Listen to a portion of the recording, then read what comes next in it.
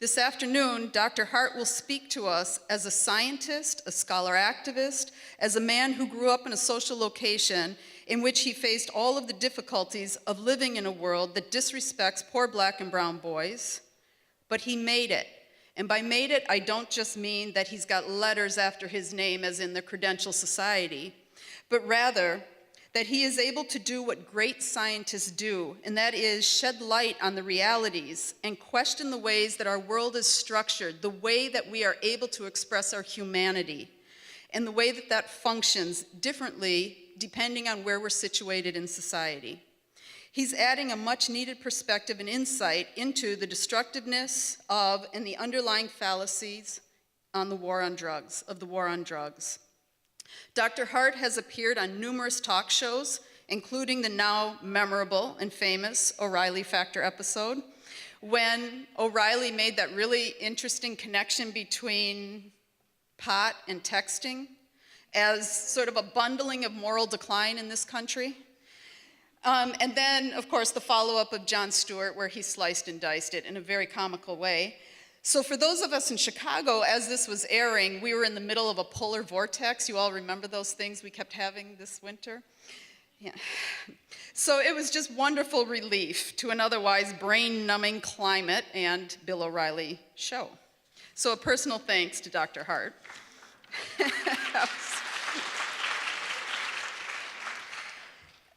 Dr. Hart is an associate professor of psychology. He is the director of residential studies at the Methamphetamine Research Laboratories at the New York State Psychiatric Institute. In addition to the well-received book that he will be speaking about and is this year's One Book, One University, he has also published broadly in dozens of peer-reviewed journals, and it is my great pleasure to introduce to you Dr. Carl Hart.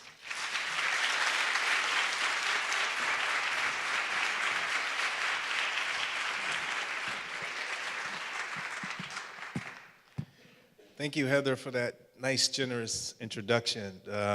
Thank you, Roosevelt University, for coming out. I really appreciate it. And lastly, I'd like to thank my homeboy. Where is the president? Oh, there he is, President Milton. Thank you very much, my homie. All right, it's hard to follow what has been said, but all right, let's see, let's get it on. So when I wrote this book, I wasn't thinking much about giving public talks, because if I was thinking about that sort of thing, I probably would have just wrote a straight memoir or straight science book or a straight policy book. It would be a lot easier to talk about it. Instead, what I have is the combination of the three. And so what I'm going to try and do here today is try and combine it. And when you combine those sorts of things in a how long do we have? 3 hours in a 3-hour talk? Now, when you combine these things in a 30, 45-minute talk, it's kind of difficult, but I'm going to try. So I want to first say some things about myself in the memoir portion, because the memoir portion kind of contextualized what type of scientist I am, and it also highlights how important it is to contextualize scientific research, data, information. And then I'll talk about policy implications. So about myself, you should know I grew up in the hood, grew up in Miami, and I was on my way, just like many of my friends, on my way to prison or an early death. But there were some things that happened along the way that helped make sure that didn't happen. But I should tell you what I mean when I say I was on my way to an early death or prison. What I mean is that I kept a gun in my car. I engaged in petty crimes. I sold drugs, used drugs. Now, I should say that I tell you this not as a badge of honor like I'm a rapper. I'm not a rapper. I said in order to contextualize this again. But I ended up becoming the first tenured African-American scientist at Columbia University. Some of you all might know it's a university in Black Harlem. So I'm the first tenured scientist there. And there were a few things that helped me move from point A in the hood to that position. I should say that it's difficult to say that I ended up at Columbia University because it makes it seem as though I'm done. And by no means am I done, so I don't know where I'll end up. But for right now, that's where I'm at. Some of the things that helped to move me from point A to point B is family. You know, I grew up with 5 older sisters, and they all functioned as sort of surrogate mothers. And they made sure that I stayed on the straight and narrow path as possible, although, as I pointed out, I strayed. But they tried to make sure that I was plugged in. All of my sisters were into athletics, for example, and so they wanted to make sure I was in athletics. I had a doting grandmother who made sure that I was looked after in certain situations. During that time, we also were on aid to families with dependent children. It used to be called welfare, but after 1996, they changed it, as we know, as many of you all know. So welfare really helped our family move along. I mean, we had 8 children in our family. All of us are now tax-paying citizens. These days, welfare has a bad name, but it was actually, these types of programs actually made sure that we developed physically, psychologically, and so forth. Those sort of safety nets now are, of course, under fire. But I just want to make sure you all understand that you have before you one of the sort of proud recipients of welfare. I played athletics in high school. That also helped me move along. Without athletics, I don't think I would have graduated from high school, because in my high school, I was enrolled in classes like parking patrol. It's just like it sounds. What we did was we got grades for watching the parking lot, made sure cars didn't get stolen. That's the kind of high school education that I was getting. But in order to play basketball, one had to maintain at least a 2-point GPA. You know, it's not that high, but it was high enough to graduate. And I maintained just that 2.0 to make sure that I graduated. That was helpful. After high school, I went to the Air Force. I spent 4 years in the Air Force, and most of my time, all of my time actually, was spent overseas. Most of my time was spent in England. While in England, I got quite an education. In England, it was during the 1980s, and Margaret Thatcher was Prime Minister, Ronald Reagan was President. And in the United States, we had a number of issues that had been going on in terms of race relations, poor race relations. And when I was a high school student, there was not a real honest discourse about these sorts of things in America, at least not as I saw it. But when I was in England, the British were not bashful at criticizing America for its lack of race harmony and race relations. And so they would have programs on their BBC, like the US PBS series Eyes on the Prize, about the history of the civil rights movement. A number of programs they would have. And we could have some honest discourse about race in America. Of course, the British weren't too happy about having an honest discourse about race in England, but that's another story. During this time, I started to become conscious, and I became aware of what the problems were in the United States, particularly as they faced my community. At the time, crack cocaine was, we all thought, the enemy of the community. We all thought that crack cocaine was destroying the community.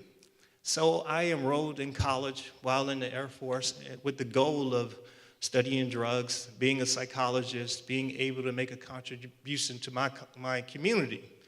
After the Air Force, I finished my undergraduate degree and went to graduate school to study drugs, study the neurobiology of drugs. I wanted to know what were the neural mechanisms responsible for drug addiction. I felt like if I were able to solve that mystery, then I would be able to solve some of the problems that face my community, because I thought that the community was being destroyed by drug addiction. So you solve that problem, then you help all of these people that I cared about. And so I went about doing that. 1996, I got my PhD in neuroscience and psychology, learned a lot about the neural mechanisms that were responsible for drug addiction or some of the drug-related effects. And I was feeling pretty good about myself. I took a postdoc position. A postdoc is what you do when you finish your PhD in order to publish more papers, maybe get a better permanent job. During the first year of my postdoc, my demeanor, I was eager. My motto was, I don't come to bow, I come to conquer. My career aspirations was tenured faculty at an Ivy League institution, even though I had never stepped foot on campus of one of those institutions. My relationship with my advisor was congenial. Each experiment was a possible paper in one of the more important journals like JAMA or Nature. The night before the big results, I was preparing for the media interview. By year 2, things had changed a little bit. My demeanor now was battle-hardened. Motto was, life's a marathon, not a sprint. I was just looking for that job at Tri-County Community College. And my relationship with my advisor had changed. It was now guarded. Each experiment I thought was a prelude maybe to an important paper, and I could be found the night before a big result at the local bar drunk. By year 3, it had changed further. My demeanor now was shell shock. My motto was, the inmates had taken over the asylum. My career aspiration was that night manager job at Walmart. It was looking pretty good. My relationship with my advisor was openly hostile. Each experiment I thought was a waste of taxpayers' money. The night before a big result, I didn't even know what the experiment was. I tell you this so you all understand that even though I had gotten a PhD and I was moving along like we like people to do, I had some serious reservations about staying in science.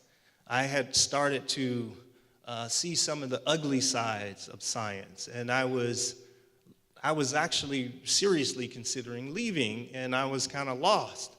And then I met one of my most important mentors, Marian Fishman, who actually got her start in science here in Chicago with a guy named Bob Schuster, who was the first person to study these drugs in humans since like Sigmund Freud.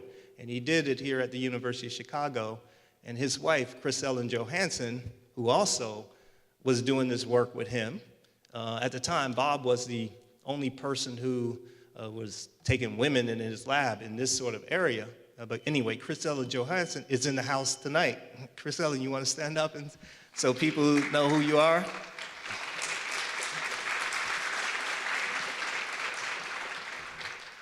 So I met Marian Fishman in 1998, and I began working with her as a postdoc. I had read one of her papers earlier, one of her important papers in which she published in 1996, questioning whether or not crack cocaine was as dangerous as people have made it out to be. In fact, they concluded in this paper that crack cocaine and powder cocaine were the same drug. And so under her tutelage, I got quite an education. But I just want to say a word about the crack cocaine, powder cocaine differential, because remarkably, many in the country are still confused about this sort of distinction. So let's just clear it up here tonight, and now you won't ever be confused anymore. Here on the slide, what I have on the left-hand side is a picture of powder cocaine. On the right-hand side is a picture of crack cocaine. On the left-hand side, there's a circle. That red circle is a circle of the hydrochloride portion. That's a salt. That's attached to the powder cocaine. Everything else about the two structures are identical. The salt, the red circle, does nothing for the biology of this drug. It contributes nothing to the pharmacology of this drug. It's only there to make the powder more stable. That means that you can't smoke the powder. If you want to smoke the powder, you have to remove the red circle, and now you can smoke it, but it's the same drug, and that's what happens with crack. You remove the hydrochloride portion, but you can shoot the powder cocaine by dissolving it in water in your vein, or you can smoke the crack cocaine. Same effects, identical effects, same on-course of effects, everything's identical. But yet somehow, in the 1980s, we all thought that they were different drugs. In fact, we had differential punishment such that we punished crack cocaine 100 times more harshly than powder cocaine. And we know the result of that. The result of that is that people got stiffer penalties for the crack cocaine. And 85% of those people who were arrested and prosecuted for this were black. Those are the results. Now, when we think about mentors like Marion Fisherman for me, I want to make it clear also that sometimes when we think about mentors, people say they erroneously believe or think that you only need one mentor, like an academic mentor. If you only have one mentor, you're in trouble. You need to have multiple mentors in multiple domains, and you need to have multiple influences. And so I just want to share with you other sort of influences for me. This is Bob Marley. And one of my most important influences, listening to his music in the military in the 80s, I got turned on to Bob Marley. And I learned so much about history by listening to what Bob was saying. I mean, this is just some lyrics from one of his songs, Buffalo Soldier. Dreadlock Rasta stolen from Africa, brought to America, fighting on arrival, fighting for survival.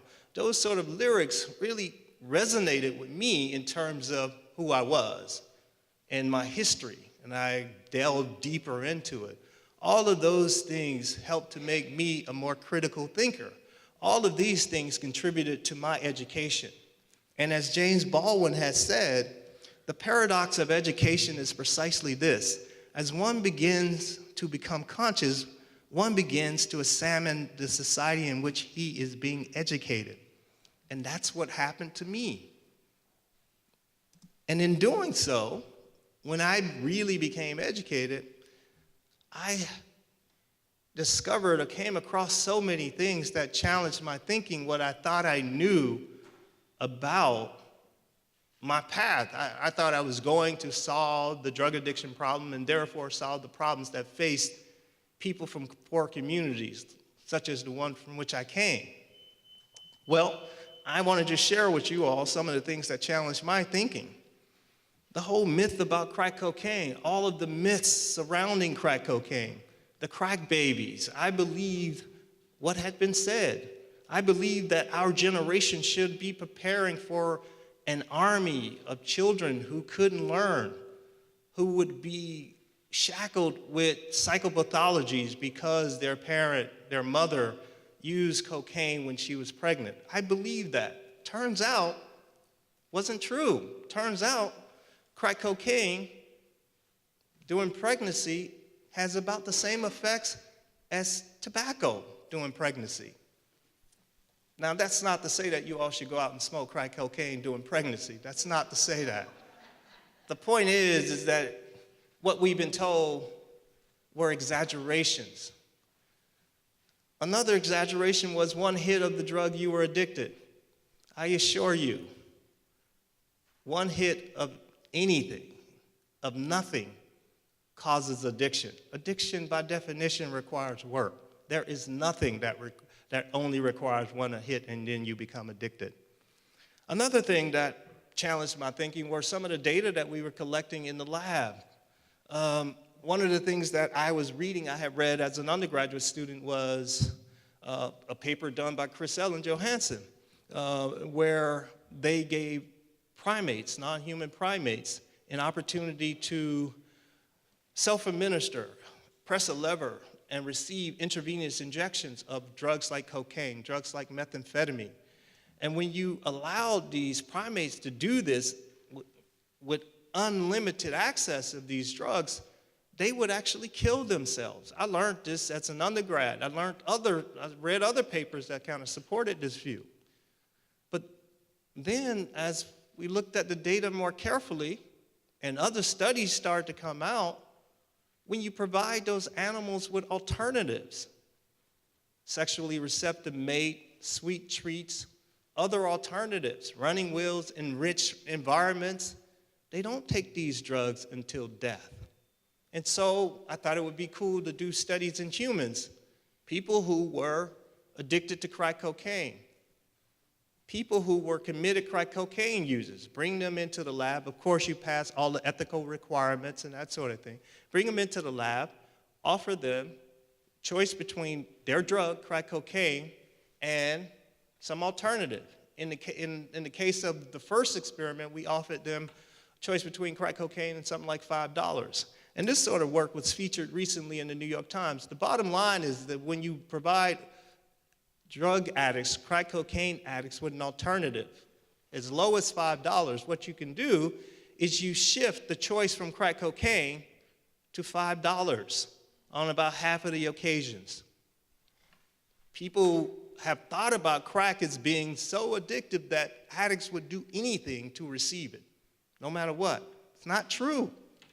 Now, this sort of myth has recently been extended to methamphetamine. And so we did additional studies with a drug like methamphetamine, where we offer them even more money, and we'll see if we can shift the drug-taking behavior completely. So I'll orient you to this slide. If you focus your attention on the left, where the folks have a choice between drug and nothing. This is methamphetamine, the number of methamphetamine choices that they selected in the red. If you provide them with a choice between drug and nothing, what would you do? Well, they took the drug on about 10 of the occasions. They had 10 choices. You provide them, you ask them drug or $5. You give them a choice between drug and $5. They take drug about half of the occasion.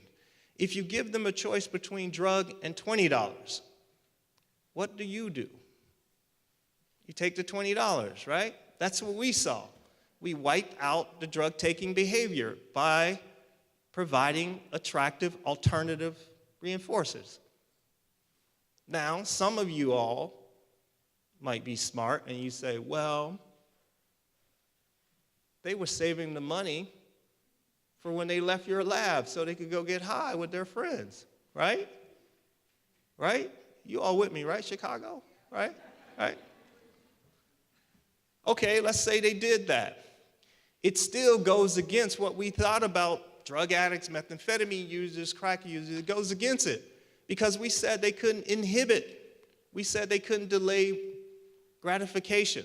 They certainly did. These studies took about 2 weeks. They would have had to wait about 2 weeks in order to go out and get high with someone else. Fine. They did what we didn't think they could do, even if they went out and got high. And even if they did go out and get high, they earned the money. They are autonomous adults. And finally, I know many of them didn't because we paid some of their bills with their study earnings. They asked us to pay their bills with checks and so forth with some of their earnings. So all of these sorts of things started to challenge my thinking. Other things that challenged my thinking. I thought that most of the people who use drugs like crack cocaine, methamphetamine, and heroin, I thought most of them were addicted. Turns out the overwhelming majority of them are not. 75, 85% of them are not. Most of the people who use drugs look like these guys. You all know that Bill Clinton used marijuana, George Bush used marijuana, widely suspected of having used cocaine. Barack Obama, Chicago's own, well, partially, used marijuana and cocaine. Now, that's not to besmirch these guys' reputations, because they all have done great things for the country regardless of their politics. If they were your children, you'd be proud. I know I would be. The point is that the majority of drug users look like these guys. Well, they look like, if you took Obama's white side, the majority of drug users look like white men. All of these things were challenging my thinking about drugs. I thought these things were so addictive that everyone who used them were addicted. Another thing that challenged my thinking was the considerable amount of money that we were spending to fight drugs. Between 1970 and 2011, we had like a 3,000% increase in spending on controlling these drugs. And it had no effect on daily use of the drugs that we said we were concerned about. I say daily use because daily use is the pattern of use that really concerns us. Those people are the ones who are probably addicted. But the drug control budget dramatically increased, and some people benefited handsomely, primarily law enforcement. They benefited handsomely. And when you benefit so handsomely, you have to show results. And we certainly did see results. This slide shows 1980 to 2008, but this could be 2012 or 13. It basically shows the number of people who were arrested for drug-related crimes each year.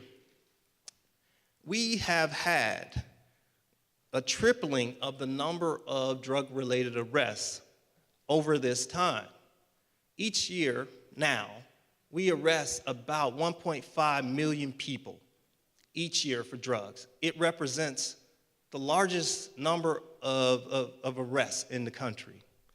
And so the question for me is, why and how is this justified? That's the question for me.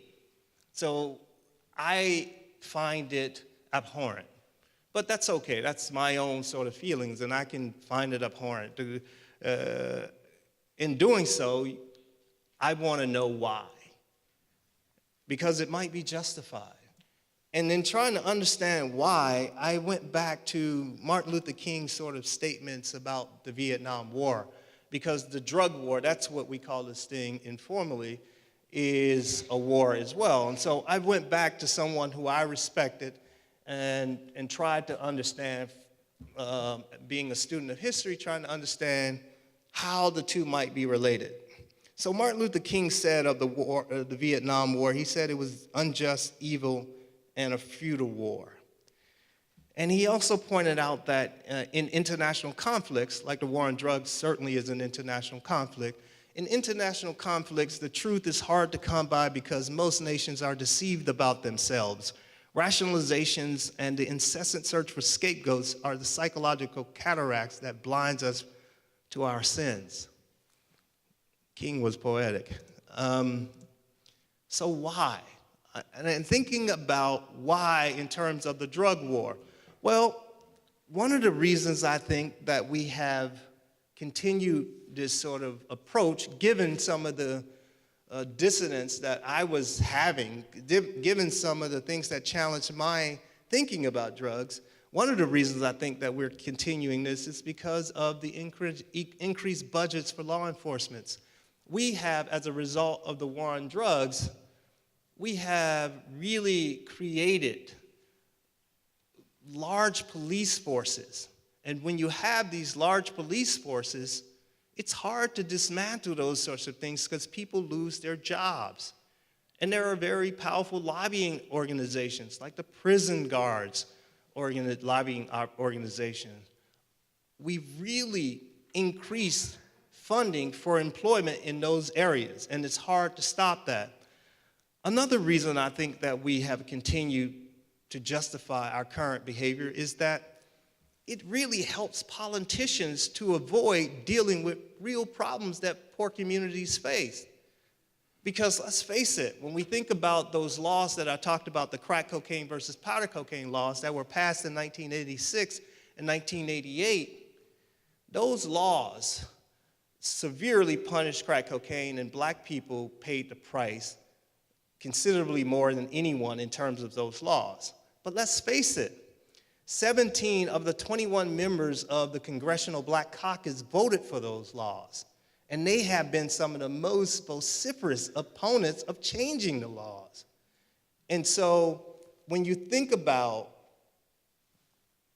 being a politician, and you think about the complex problems that poor communities face, they are complicated.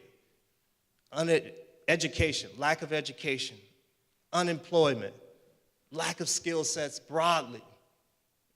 They are very complicated. But it is really easy to vilify a drug and to pretend that you're doing something. So if you say that crack cocaine is the problem that faced the communities, all you have to do is hire more police and go after crack cocaine, as opposed to making sure people have jobs, as opposed to making sure that people have education. I understand that periodically here in Chicago, you all get a little crazy about violence and gun violence and how you all go after guns. Please check out the history of drugs before you start making policies related to guns. Now, look, I'm not a member of the NRA, so that's not what I do. But the point is that be careful about the proposed solutions. Please make sure you understand what's really happening. Because as we think about it, when we have these sorts of things, these sorts of problems, you always need scapegoats. You always need scapegoats. And in the case of drugs, the predominant scapegoats have been primarily black folks. So another thing that takes me to my fourth sort of thing that challenged my thinking was the blatant racial discrimination in the application of drug laws. Even the Attorney General, Eric Holder, risk-averse Eric Holder, pointed out the egregious racial discrimination that happens as a result of the war on drugs. Now let me just walk you through this quickly. When we think about black people in the US population, they make up about 12%. They make up about 14% of the drug users, 15% of the people who are addicted to drugs, 35% of the people who are arrested for drugs, 55% of the people convicted from drugs, 70% of those people sent to prison for drugs. Now, when you think about the end results of what this really means, one of the numbers that I've been hearing a lot about in terms of the war on drugs, people have correctly said, that the U.S. has about 5% of the about 5% of the world's population, but we have 25% of the world's prison or incarcerated population. That's one of the sort of favorite numbers that people like to throw out. Think about this. Black men make up 6% of the general population here in the U.S. They make up 35% of the population in prison. And if we continue this sort of pattern that we're going down, 1 in 3 black boys born after 2000 can expect to spend some time in jail. And this has been largely driven by the war on drugs. So I'm in agreement with my man Keith Richards when he said, let me be clear about this. Black folks don't have a drug problem, they have a police problem.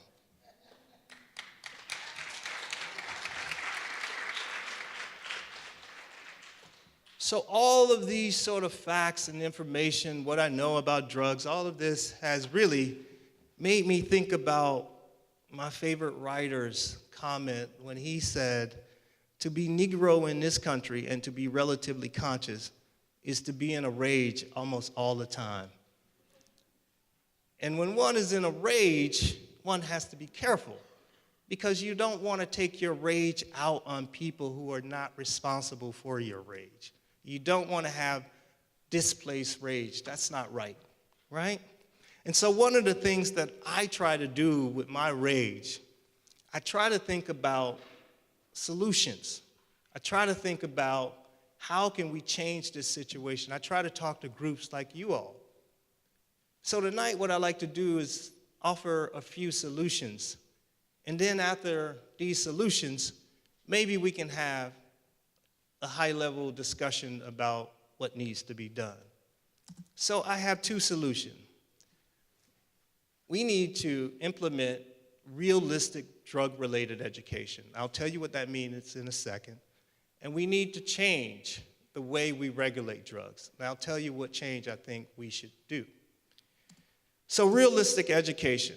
When I say realistic education, what I mean, one of the first things that we need to understand is when and why people use drugs.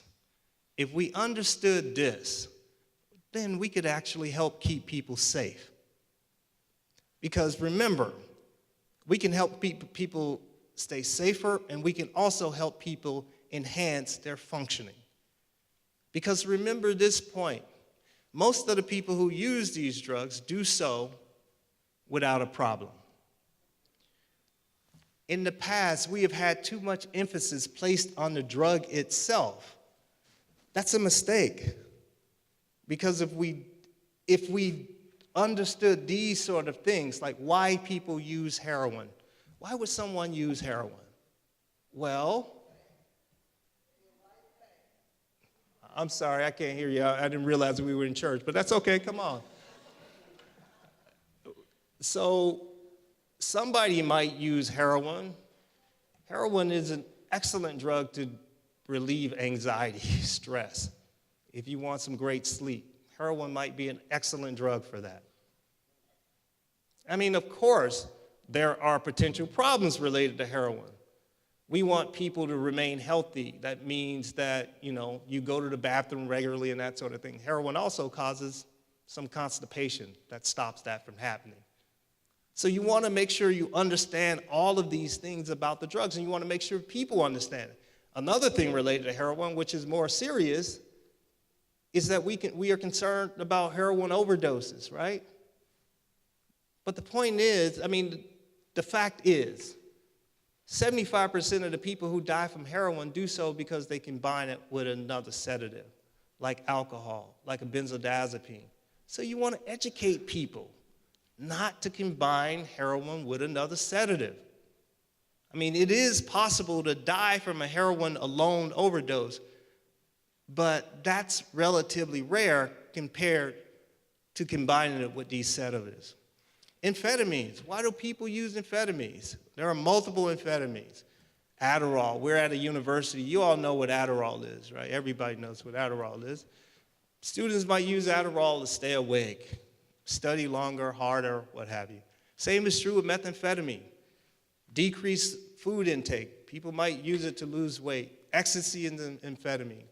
The thing about the amphetamines that people should understand that concerns me is that they keep you awake, and chronic sleep loss is associated with health consequences, psychiatric consequences. So you want to make sure that people are tending to their sleep habits if they're taking amphetamines. You want to also make sure that they're eating well, because we need to eat well in order to stay healthy. All of these things you want to teach people to attend to. These are the real concerns related to these drugs, not meth mouth, which is more fiction than fact, not those sorts of things. You want them to really understand what the real consequences are. Cocaine, marijuana, the same sort of thing. You go down this sort of list and you provide people with realistic education. Colorado and Washington have recently legalized marijuana for recreational purposes. You want to make sure young people don't start off with large smoke doses, because that's a recipe for its disaster. You want to make sure that they take it slowly. Smaller doses to develop tolerance. The tolerance will protect you from some of these toxic effects. This is the kind of education that people need to have. They need to be aware of the basics. Dose, increase the dose, increase likelihood for some negative effects. Want to make sure the person, as I pointed out, is tolerant to many of these effects. They want to attend to the environment. If you're in an environment that's anxiety-provoking, you take a large dose of marijuana, that's not good. Route of administration, oral versus smoking versus shooting. All of these things people should be taught. In terms of the legal alternatives, I argue in High Price that we should decriminalize all drugs. Everything from marijuana to cocaine to heroin. Now, I should take a step back so people understand what decriminalization is. It's not legalization. Legalization is what we do with tobacco and we do with tobacco and alcohol. Decriminalization basically, it treats drug violations like a traffic violation. Someone, if they're caught with drugs, possessing drugs, sales, by the way, remain illegal, but if they're caught possessing drugs, they might be subjected to a fine, but they do not get a criminal record. The criminal record that people get as a result of drug-related offenses has really hampered many people's ability to get jobs, to be productive members of the society. It has hampered their ability to pay taxes. So, with that, one of the things that I think about is the iconic image of Martin Luther King, after the '63 March on Washington speech nearly 50 years ago. By the way, that wasn't his best speech. Unfortunately, many in the country have this selective memory. The speech was '63. He died in '68. People should listen to speeches after '63, '67, those sorts of things. And then you really see the radical Martin Luther King, the king that is speaking in a more urgent sort of tone. But this iconic image, when you flash it, when there are people in the room who are older than 30 years old, and you ask them, well, they'll tell you, you don't have to ask them. They'll tell you what they were doing, what they did for the civil rights movement. Some will say, I went down and I was a freedom rider. Some will say, I marched on Washington. Others will say, I went and I registered voters. So the question before me today, as we look back on, as one will look back on this era's major social injustice, the question for me is, how will you respond? What would you say? What will you say that you did in order to rectify this era's major social injustice? With that, let's have a discussion.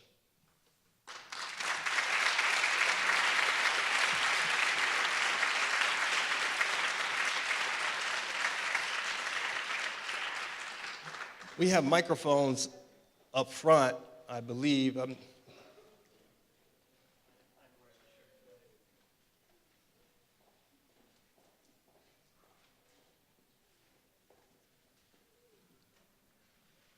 Questions?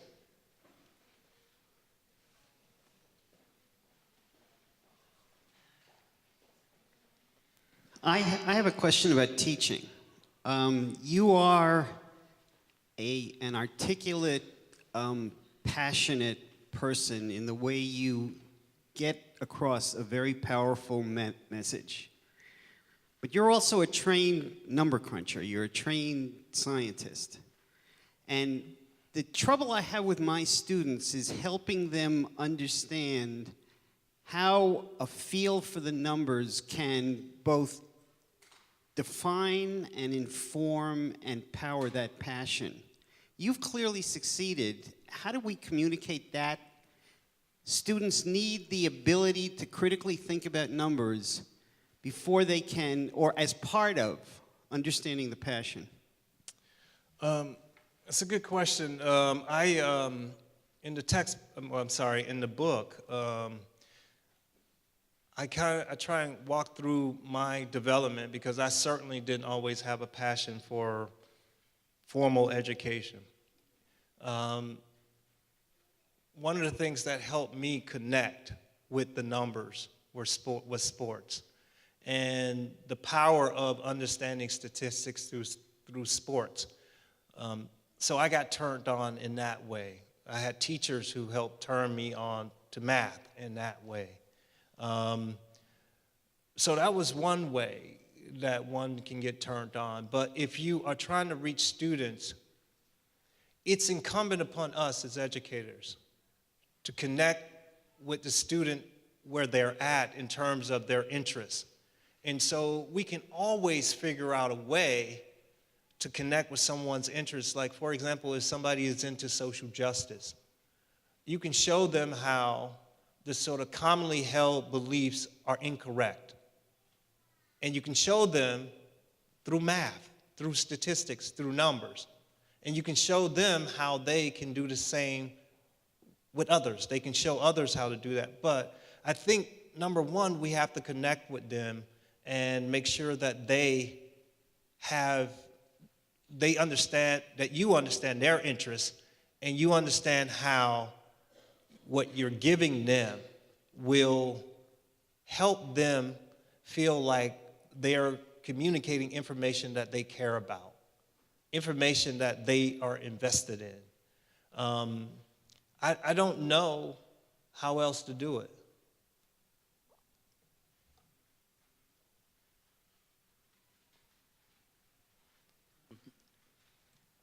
As a clinician myself, I'm interested in why you stepped short from decriminalization to legalization. Thank you. Because I know my job would be markedly easier if I only had to treat people who actually had a problem versus people who are being told they need to come here because somebody else decided they had a problem. Thank you. Why are you stepping Great short? question. Thank you.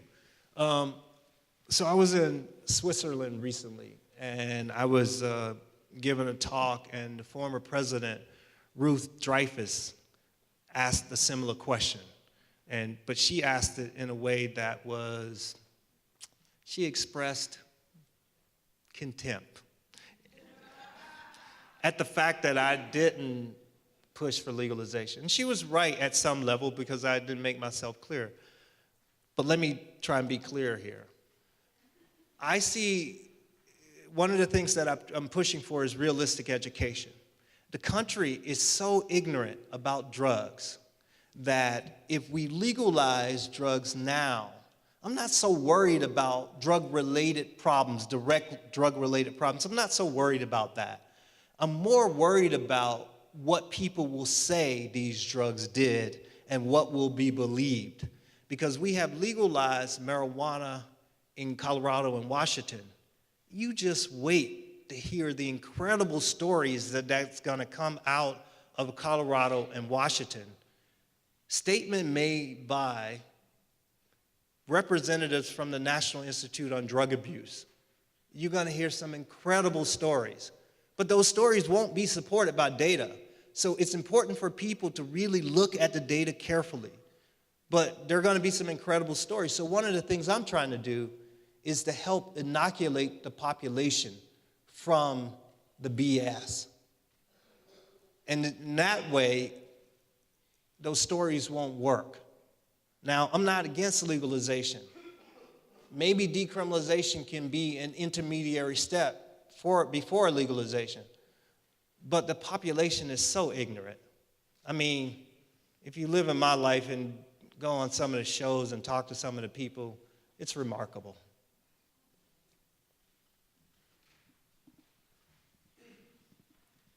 Thank you for sharing with us. I appreciate your expertise. One question I had is relating to the figures. The gentleman mentioned that there's a lot of data that underscores how serious these issues are. I wanted to hear your thoughts on the desensitization that we have to statistics and data, and what sort of tools you use to bring this data to life so people feel inspired to act. The desensitization of data. So one of the things that I want to just make clear, I'm not here, we're not for the data, because poor people, people who don't have influence, all they really have are the data, because we all have agreed to play in this society by logic.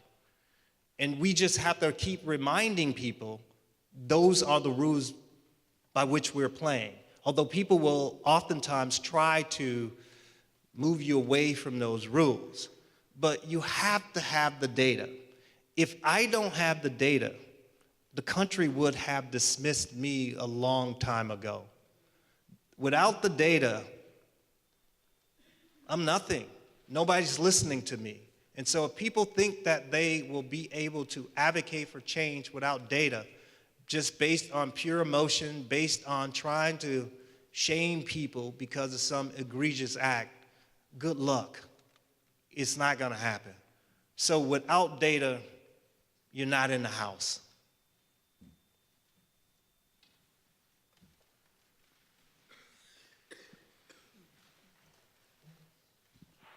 Hi. We've met before a couple of times, Drug Policy Alliance Partners Gathering. Right on. I was like wondering where you were going with that, but right on. Well, no. What I wanted to ask you is, I don't have an issue in educating young people, right, about these issues. I think young people get it. You can show them the data. You can kind of show them the media stuff and deconstruct it. But with the adults, I mean, when you talk about the level of ignorance, I need support therapy for drug ignorance, okay? I mean, like, I'm literally pulling my hair out from having to deal with the media. the ignorant, how do we penetrate that and some of the anti-science bias in older folks about, well, I've seen it, I've lived it, I've seen, and I, you know, and whatever. And because you know, crocodile people, it doesn't exist, okay? Can I just say that and get it out there? It is not in this country. But you know what? I spent 2 months of my life fighting that freaking story.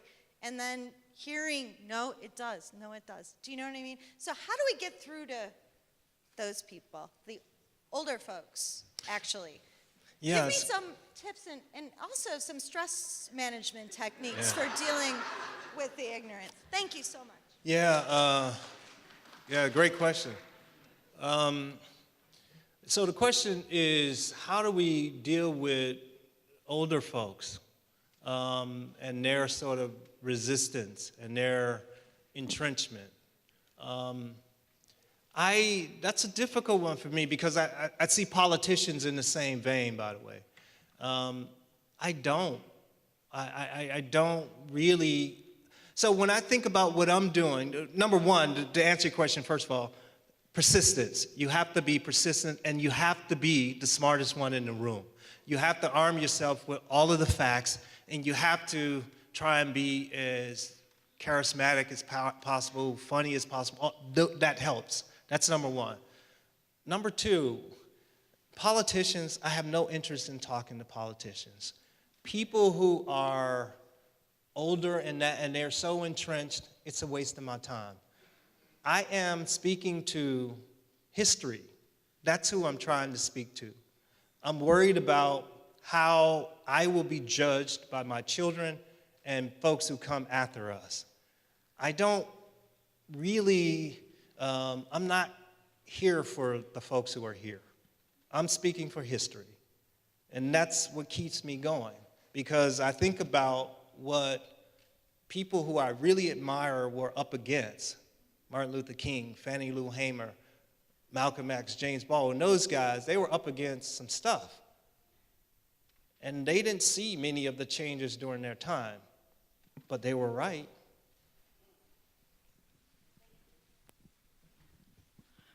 Hi. I'm under the impression that in academic research, funding and grants are everything. And I know people who do a lot of good drug research often have trouble getting money. I was just wondering, like, have you had any struggles with that? Who really funds your research? Yeah, tell me generally.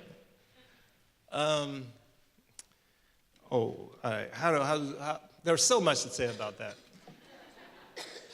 So I have a long history of being grant supported by the National Institute on Drug Abuse. In fact, I currently am on their advisory council. This is their highest sort of advisory board. So I'm in the mainstream in that regard. But these days, my funding comes from the university and from talks like this. This is what funds my research. It's actually liberating, because one of the things that I did not say here today is that the National Institute on Drug Abuse that funded most of my research before, I'm no longer funded by them, they fund 90% of the world's research in the area of drug abuse or drugs. 90% of the world's research. That's quite a bit. That's quite an influence. And their major focus is on drug-related pathologies, the bad things that happen related to drugs. And so they have a dominant or skewed sort of influence on what's published, what's in the media, what you think you know about drugs. It's from this sort of narrow frame for the most part. And so that's not where I seek my funds these days. But certainly, young people starting out, new researchers, they certainly should seek funds from there. But one of the things that I would encourage young people to do who are seeking funds is that, yeah, you ask those questions. Say you're asking questions that are related to pathology, there's nothing wrong with that. But just make sure you publish all of the data, including those that have nothing to do with pathology.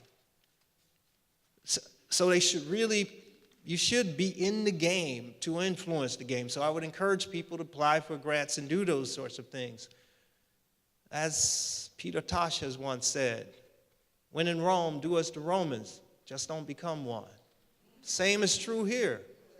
Play the game, but you have to just also be smart. This is more an observation than a question as it relates to how we change, how we regulate drugs. There's such a profit margin in arresting people for drug crimes. I saw the documentary, The House I Live In, which I would recommend to everybody interested in this issue, which really spends a lot of time talking about how many people are profiting from this. I have a friend who is a supervisor in the civil forfeiture unit with the Cook County State's Attorney's Office, and he talked about how much money they make in civil forfeiture, because what they do is when somebody is arrested for a drug offense, they can grab at anything that they say was purchased with the proceeds from the sale of drugs.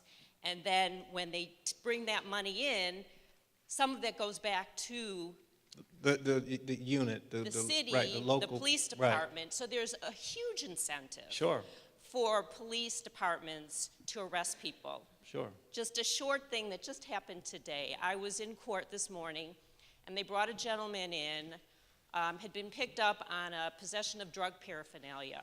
And the backstory was he had walked into a hospital, gave his crack cocaine pipe to a security guard and says, "I don't want to use this stuff anymore. I'm tired of using this." He got arrested for coming into a hospital and saying, "I need help." And the fines, the court costs and fines were $345. He specifically asked, "How much do I owe?" Because of course he pled guilty. And fortunately there was a judge on the bench who was, at least that morning, empathetic, and he said, "You did a good thing. You figured out you don't want to do this anymore, and for that, I'm going to waive the court costs and fines." Did anybody tell him that? Did anybody tell him that wasn't the smartest thing to do? I wish I could have, but I wasn't his attorney. Yeah, no, I mean, that needs to be said. That's some stupid, I mean, you don't do that. I mean, that's.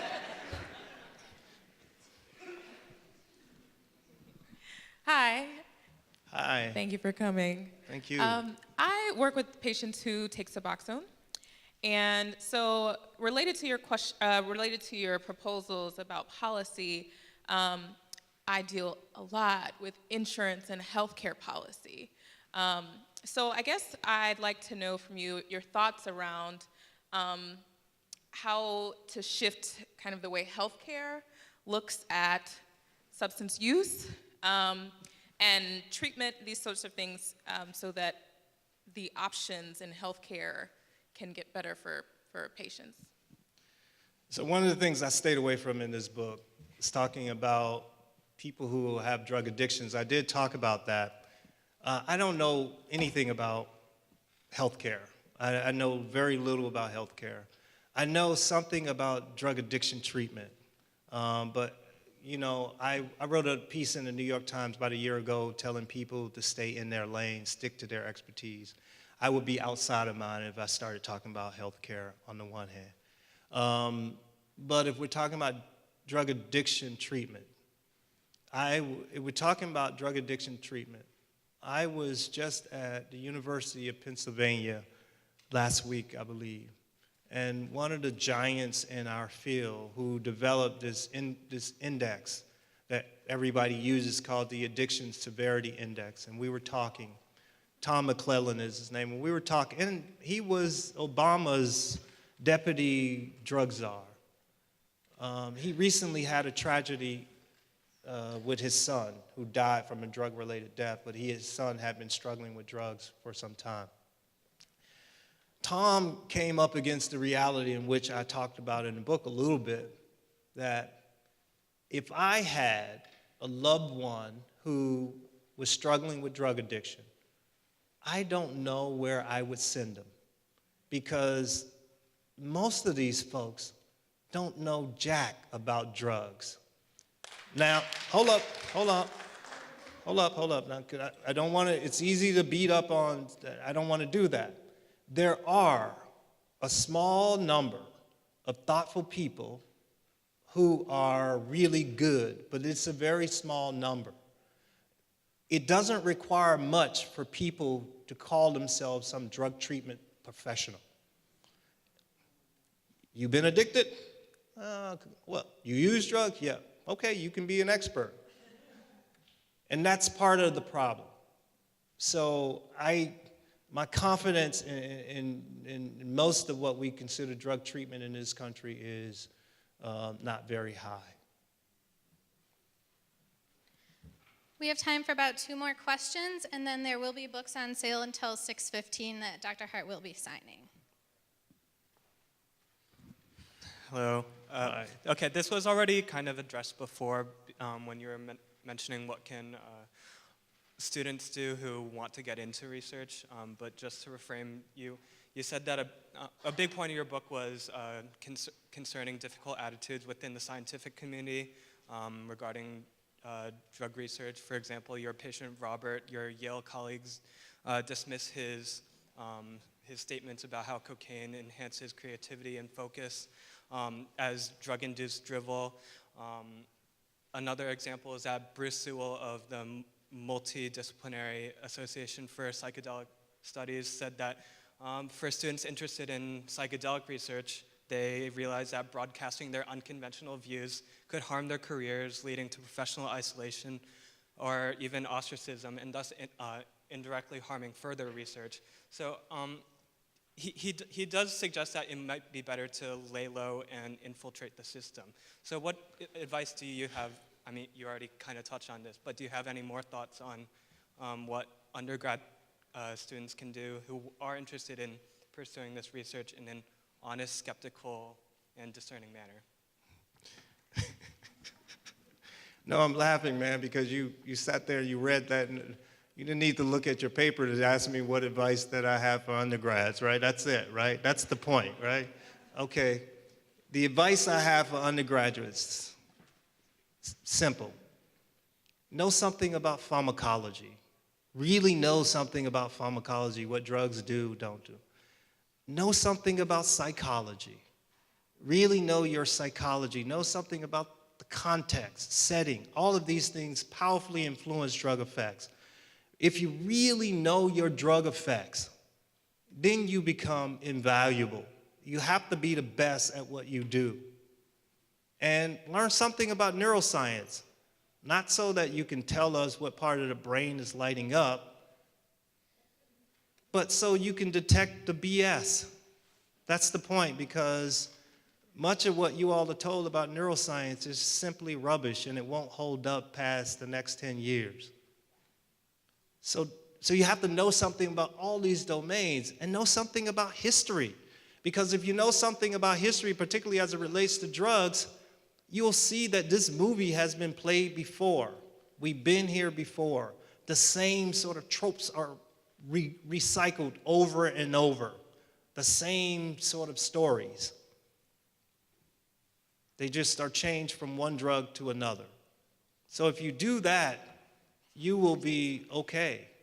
You can have unconventional views if you're the best.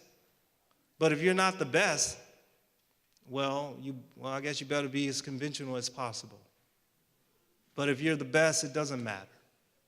Because you think people would be listening to me the way I look if I wasn't pretty good. And that's not to brag or anything like that. But the point is that I was in the lab for the past 24 years, 12 hours a day, 16 hours a day. And that's what it takes. Good evening, Doctor. Good evening. My question is... Sound like a DJ. My question is, now with medical marijuana being accepted, what about the children now that have these disabilities, ADHD, that's on Whispersaw? Should they be included in this medical marijuana that is being put on the books now? What's your opinion, sir? Do you mean treating children with ADHD with medical marijuana? Yes, sir. I just don't know any evidence that indicate that it's useful, but if there is evidence that it's useful, just like is the case with when we prescribe all medications, the most important thing that people have to do is they weigh the risk-benefit ratio. So if the risk-benefit ratio is favorable for that drug, yeah, it should be included. So let's think about marijuana for children. Dravet syndrome, some of you all may have heard of it, where these children have these uncontrollable seizures. And there are some components in marijuana that have been helpful, considerably helpful in decreasing these dozens of seizures that these kids have daily, and it's been helpful. Now, those seizures were debilitating. Those kids couldn't engage with their families. They had a difficult time in life. But the marijuana helped these kids. So in those situations, the risk-benefit ratio was favorable. But if a child is having problems sleeping, and, instead of sleeping 8 hours a night, they sleep 7. Marijuana might help people sleep. In that case, the risk might outweigh the benefit. So the risk-benefit ratio is not favorable in that case. So one has to always weigh the risk-benefit ratio, no matter what the drug is, from acetaminophen to heroin.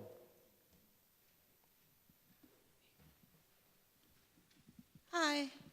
Hello.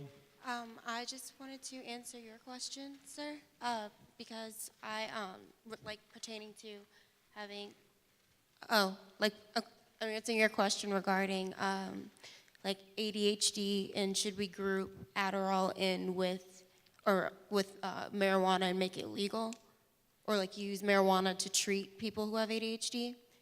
That wouldn't be possible because people with ADHD, I have ADHD, our minds are already moving too fast.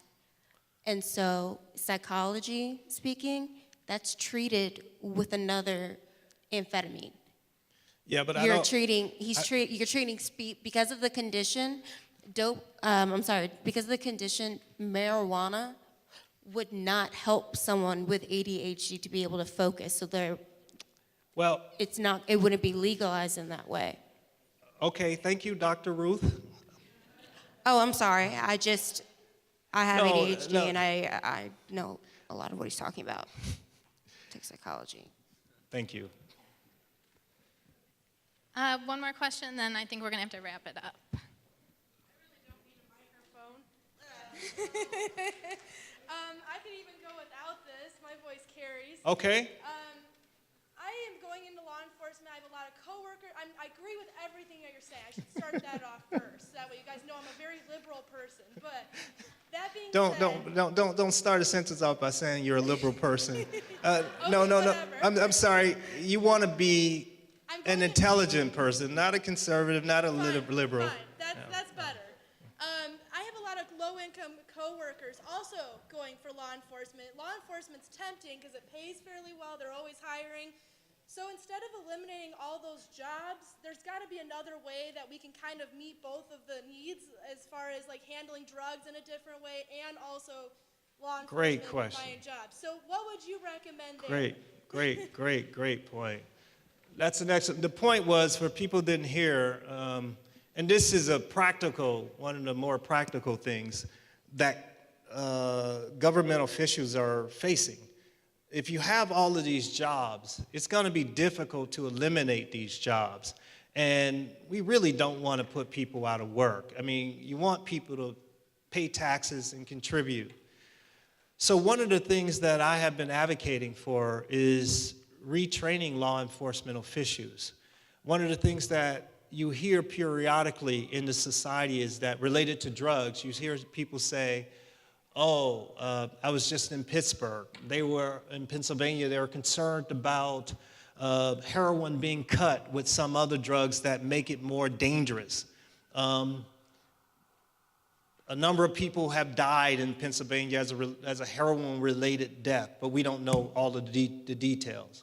So one of the things that I have been advocating for is that you train law enforcement personnel to participate in real public safety. So if you think a drug is cut with, I don't know, some contaminant in a certain region or just throughout the United States, why not collect those samples like they do anyway, analyze it, and make sure you inform the public what is contained in those samples. Because if something is dangerous in the sample, you want to warn the public. Why not have law enforcement participate in real public health, public safety? And you can go down the line and train law enforcement officials to help in a number of domains like this. Like in New York City, for example, I think we have we have the largest police force in the country. Although we just have this small geographical space, we have like 40,000 cops. You know, much of their job is to have a presence so you as tourists are safe. That's much of their job. And tourists come to the city, spend money, generates tax funds and so forth. So it's a good thing. You can do a similar sort of things with law enforcement officials throughout the country. Retrain them to do some public good. Thank you, Dr. Hart, and thank you all for joining us this evening. Thank you.